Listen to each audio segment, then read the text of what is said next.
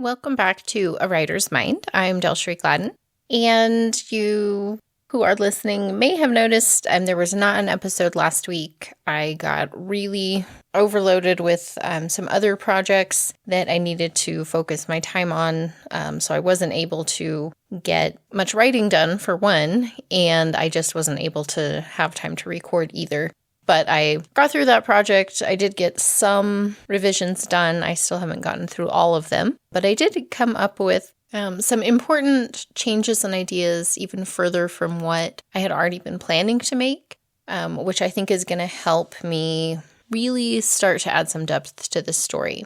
So I had talked about earlier that I needed to make some changes to the story based on some of the things that I had decided to change or move forward in a slightly different way that had to do with the world and the characters. So as I've been working on revisions over this past week, some new ideas have kind of been poking at me, trying to get me to pay attention, which sometimes I'm just like I already rethought that. Why do I need to rethink it again? But if those ideas are coming to mind, it's a good idea to go ahead and rethink it one more time, which will probably be, one more of many times things like that will come up. So one of the things that I had talked about last episode was that I needed to add to and further develop the conflict between Cal and Beatrix. That just having her kind of being annoyed with him and that coming up wasn't feeling important enough, and I wanted to develop that further. So I had been talking about adding that need for depth there to the overall story and needing to make the reason that there's this karmic disruption even more important, because it wasn't big enough that it was just a girl has disappeared, not with the change that the story is more about these karmic disruptions causing problems between both worlds than just finishing the investigation and making a judgment on the person. So I needed more depth with both of those, and so I talked about bringing together an addition to both storylines with Beatrix was not the first investigator brought into looking at this disruption. And originally I had thought that she would be aware of the fact that she's being pulled in mid-investigation, trying to determine what happened.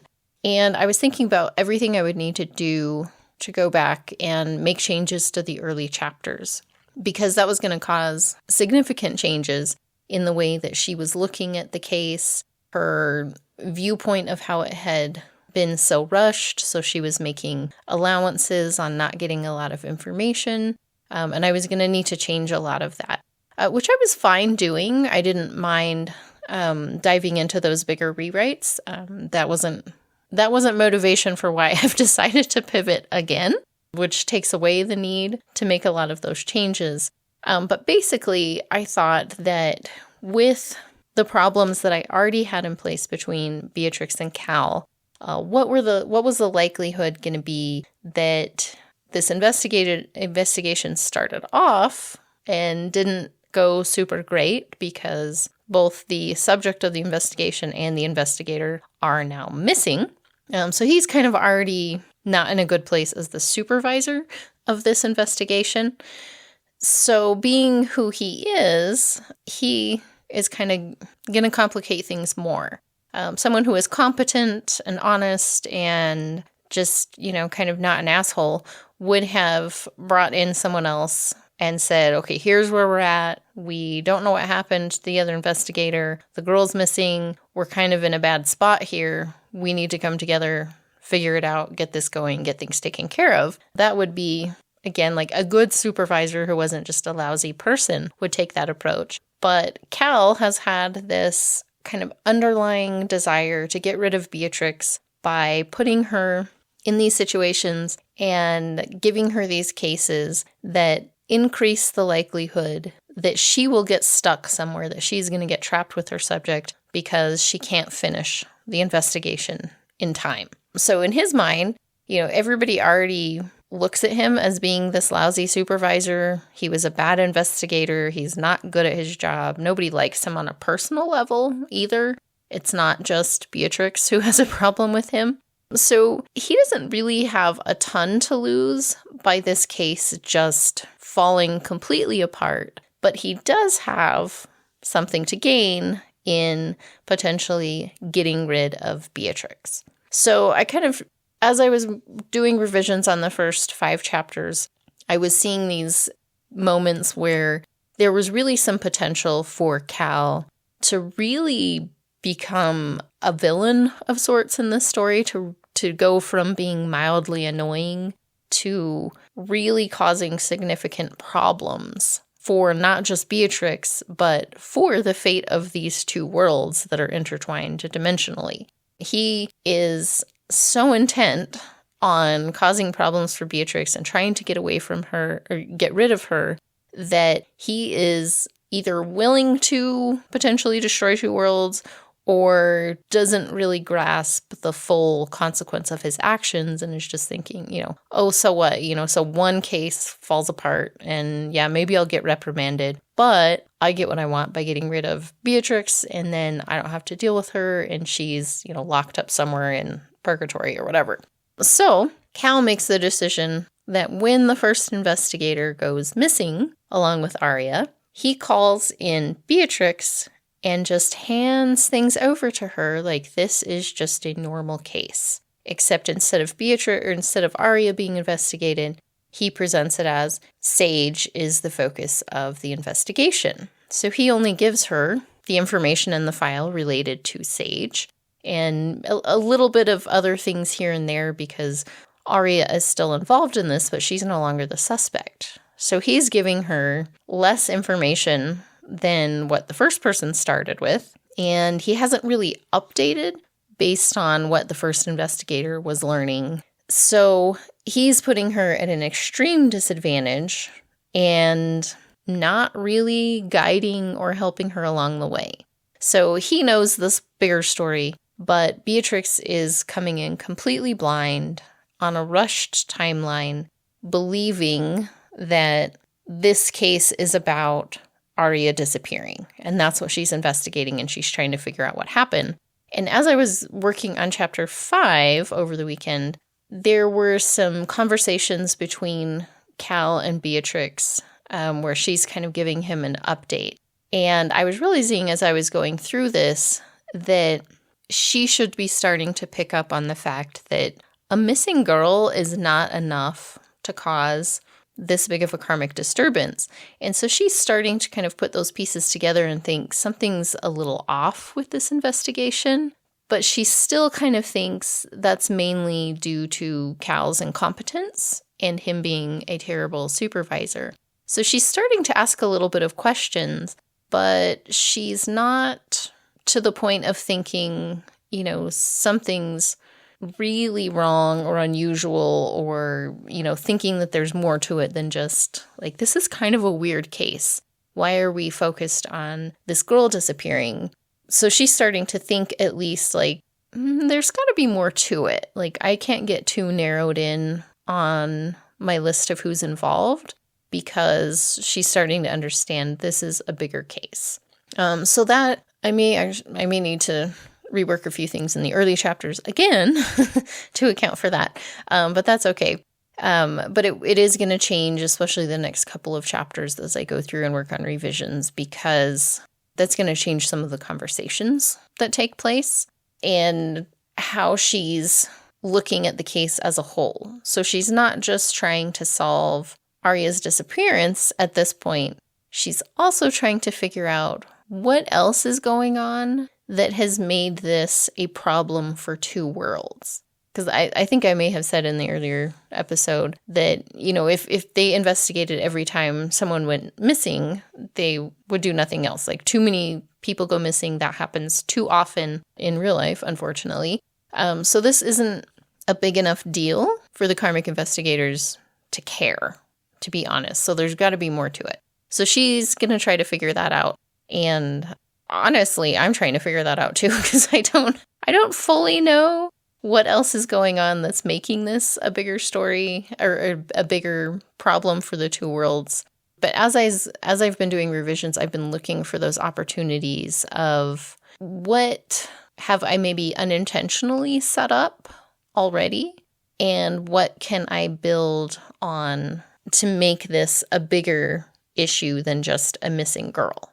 So I've started kind of making a list of a few of those things where I need to develop what is already there and where I need to add something to it.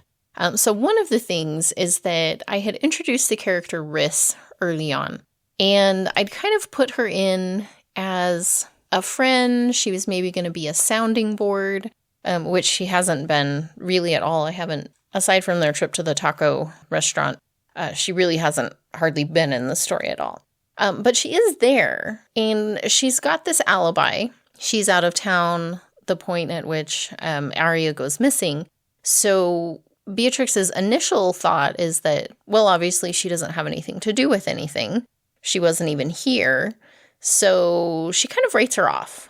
But as she's starting to think that there's something more to this investigation than what she originally thought, it also made me stop and think, I have this character here who is supposed to be Sage's best friend, and I've barely made any use of her at all.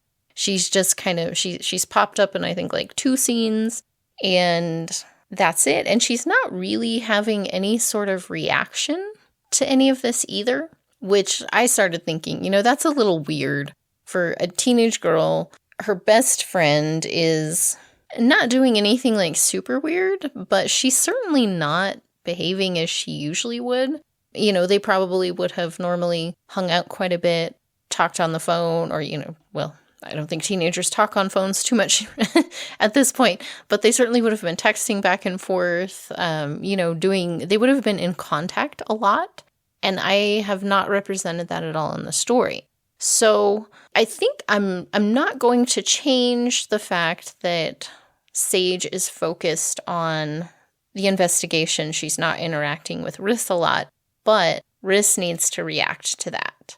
And as I was thinking about what level she would react, it made me start thinking, what else might be underlying their relationship that I could pull into this bigger story?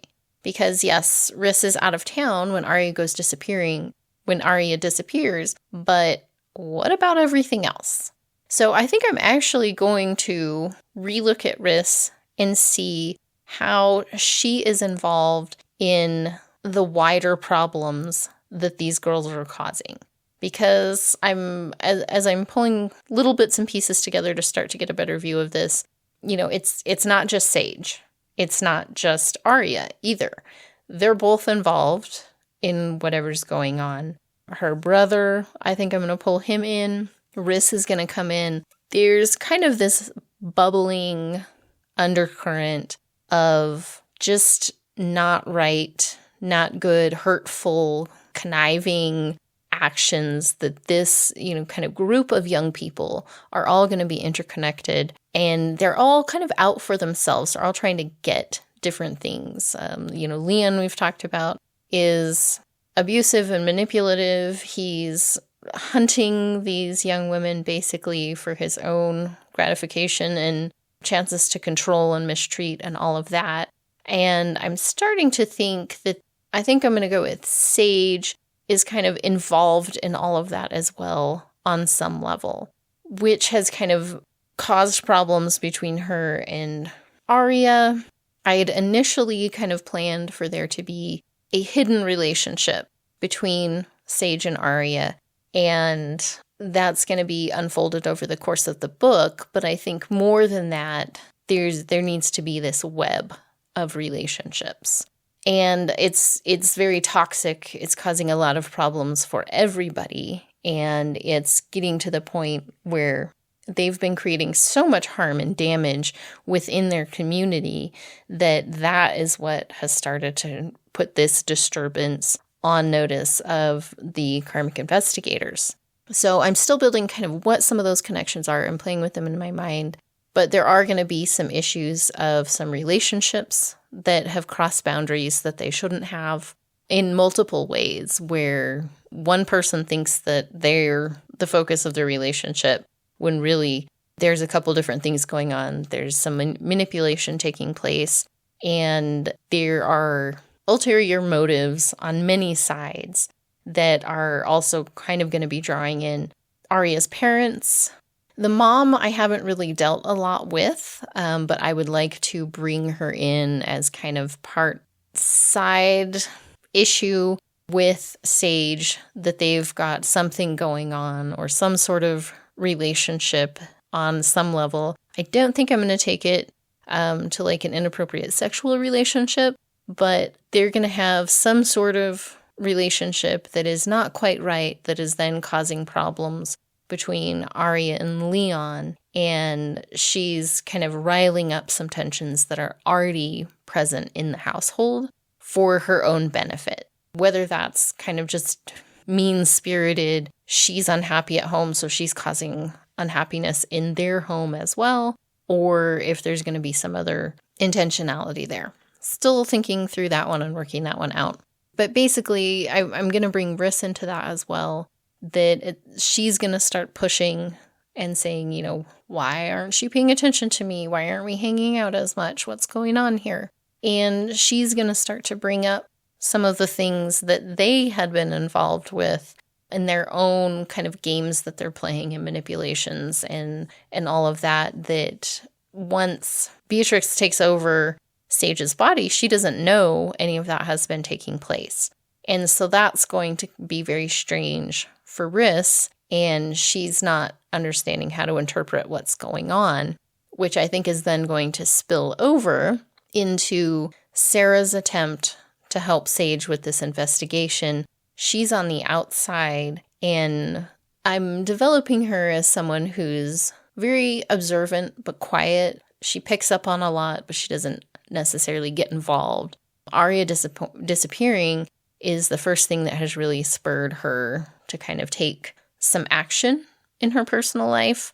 Like, yes, she's on student council, so she wants to be engaged, but she's not necessarily someone who's going to stand up to people. But she's going to be someone who, in her efforts to figure out what has happened to her friend, she's wary of Beatrix, or of Sage, off the start, but she kind of warms up to her. She sees Sage's interest as genuine because Beatrix is a very good actor. She's been doing this a long time. So she's convincing to Sarah that she genuinely wants to figure out what's going on, but as observant as Sarah is, she's going to start to see some of the other pieces and parts of what's going on, maybe even before Beatrix does, but maybe kind of holding on to them, not speaking up right away, because she's not sure and she's not one to get in the middle of other people's business. But I'm hoping maybe the reader will kind of pick up on some of those things from the limited perspective that they'll see of Sarah, and that will help me kind of guide Beatrix as she is investigating and what she should pay attention to. And I think she's going to be surprised in a few instances where Sarah presents something to her that she's picked up on, but that Beatrix has not yet noticed because she's got so many focuses in the investigation. So I think those are a couple of things. Bringing Rhys in, she's going to be part of the problem, part of the chaos. And then I am still considering what I'm going to do with Arya's mom, but I think that there is going to be some sort of complicated, toxic relationship there with Sage that has caused problems within the family that has then caused other people in the family to act out and cause harm to other people as well. Leon's is more obvious. Arya, I think, as I delve into kind of who she actually is, she was perceived by people at school as just kind of, you know, this quiet, under the radar kind of girl who didn't really attract a lot of attention. But the reader will start learning as Beatrix investigates that a lot of that was either an act to kind of cover up some of the other nasty stuff she was doing, or a way of staying out of the, you know, main group of students' notice so she can cause chaos on a different level. to where nobody's going to link it back to her necessarily, but she can quietly observe and see the damage that she's causing amongst other people. So I'm still, like I said, putting together some of the pieces of those and figuring out exactly how I'm going to link everybody together and what some of the damages that they're causing with other people. But going back through these chapters and looking at where I've kind of missed opportunities to include characters or to deepen manipulations or relationships or side thoughts that I kind of brought up but then didn't really follow up on, looking for those opportunities where I can add to that and make this a more complicated web of manipulation and damage and hurt and pain and all of the things that these guys are unleashing onto their community, putting in jeopardy both their world and Beatrix's world as well, which I still haven't come up with a name for. So I guess I need to think of that too. And then the other thing that I did start working on with revisions is changing some of the aspects of Sage and where things stand with her parents. I made some changes to chapter 1 where it's a little bit more obvious that there are problems in the household and that it's coming from both the mom's and the dad's side of things.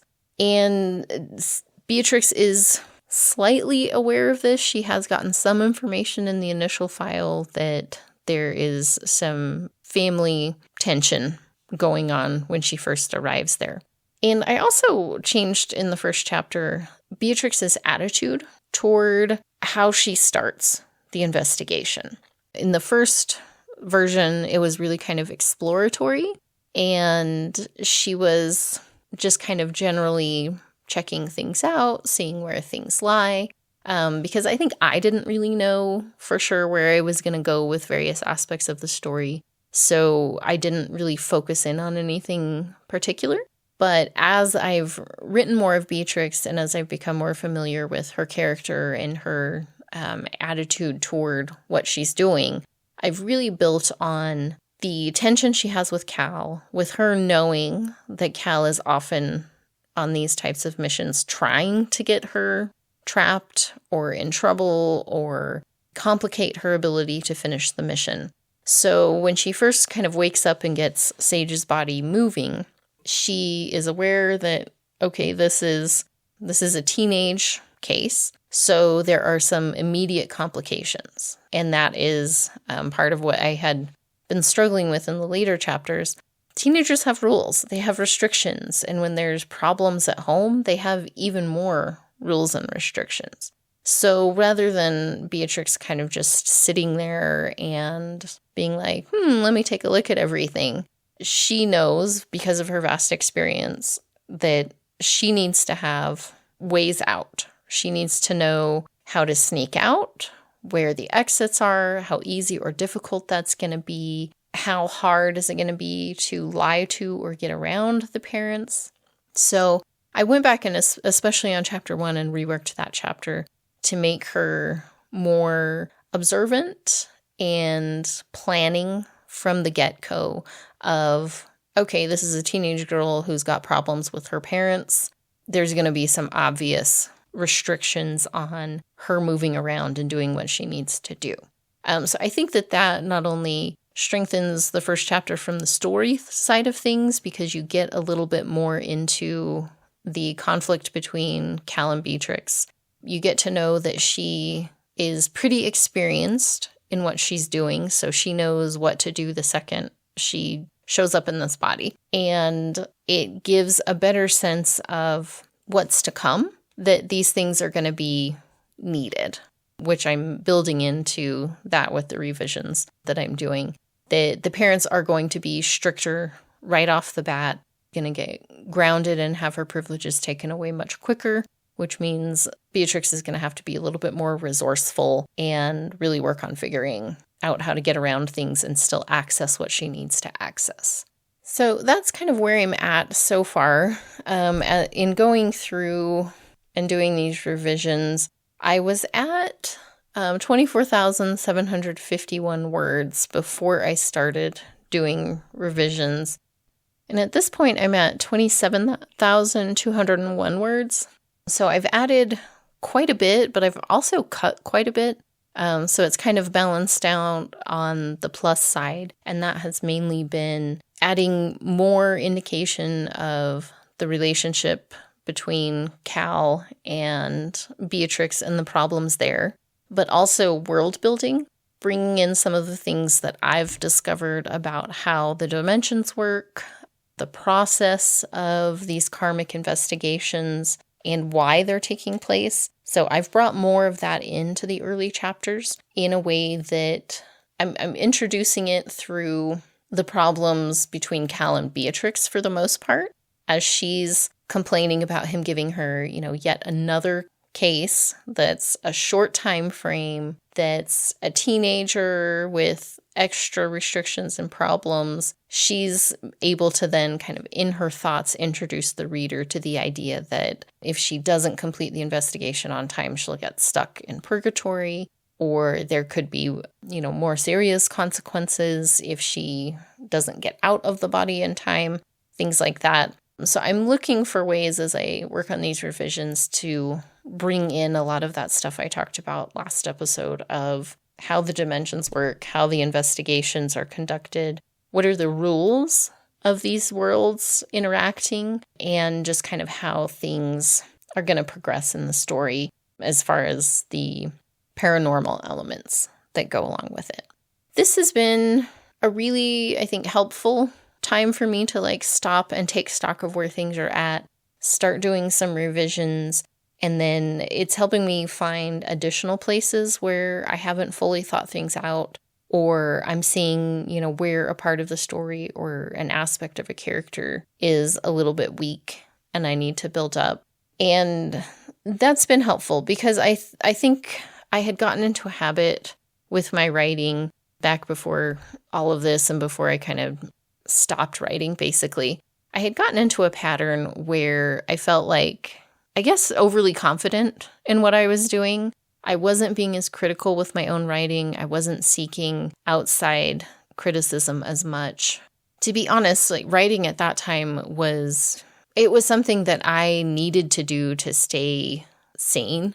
Where things were at in my life was not a good place. And writing was really the only way that I could deal with a lot of the stress and frustration and just really a lot of negativity that I was experiencing in my life, and I needed to escape. And so, making sure that my writing was hitting certain points or at a certain quality or, whatever it was not my focus during that time. And I think that my writing suffered from that because I was using it mainly as an escape to get away from the stuff I was dealing with in real life. That was the important part of writing. And so I wasn't taking that time to really stop and think back through, okay, does this story make sense? Is this character developing in a way that they should be? Am I missing opportunities? Did I, not fully think through this, that, or the other? And so I think not that I was, turning out terrible writing, but it wasn't as clean or as well thought out as I think it could be. And that's something I've got some thoughts and ideas and talked with Chris about, actually going through certain older works to really relook at them, because there are some aspects of my earlier writing that were heavily influenced by how I was raised and the relationship I was in at the time and how I saw the world, which is very different from where I sit now. I have reevaluated huge aspects of my life and my worldview and my beliefs and all of that over the last several years, that so much has changed in how I think about and just exist in the world. And I'm really having to kind of rediscover that in my writing, because so much of my writing was, like I said, it wasn't about always the story or the characters. It was about processing and dealing with what I was experiencing in real life. And while writing is a wonderful way to work through and deal with things, it doesn't always put you in the right frame of mind to then look at your work critically and find the flaws and fix them and develop better writing habits.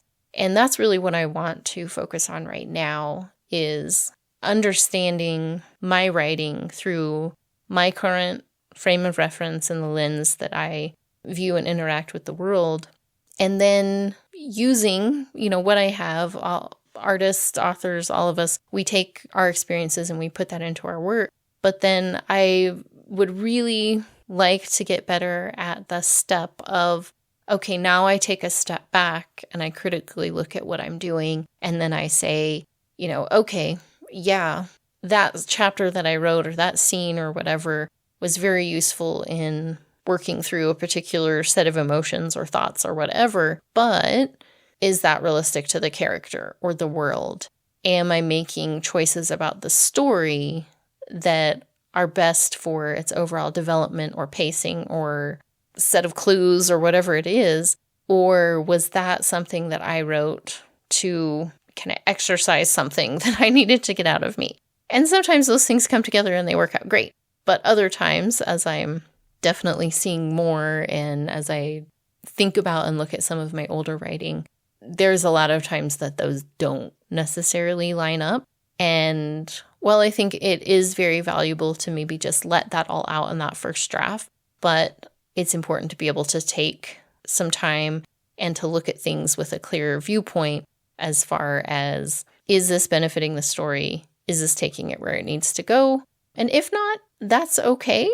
Like, that's where I was in that moment when I was writing. But now, how do I go back? How do I fix it or alter it or adjust it to really serve the story and the characters better, rather than just thinking about my needs as the writer and what I needed out of that writing time? So it's an interesting balance. I think going through this process is really helping me see all of that more clearly and helping me see where I need to spend more of my focused energy in a writing project overall. It's not just about the writing, not when I'm writing to publish, to share it as part of my writing business. That can be the first draft, but I need to not stop there and then take those additional steps to get it where I really want it to be. And just to really, improve my own writing and my ability to critique what I'm doing and make those judgments calls in the middle of a project. This has been really helpful to work on the revisions. I'm going to wrap up revising and get some new chapters written this coming week. So I'll kind of be back to my usual approach with the podcast episodes of kind of going through what I accomplished each day and then where I'm at, what I plan to focus on next, and questions that come up and things that I hopefully figure out as I go through this process. Thank you for listening. If you want to take a look at any of my other stuff, you can find me online at DelShereeGladden.com. The theme music for the show is by Monplaisir, and I'll be back next week with a new report on what's going on with this project. Thanks so much.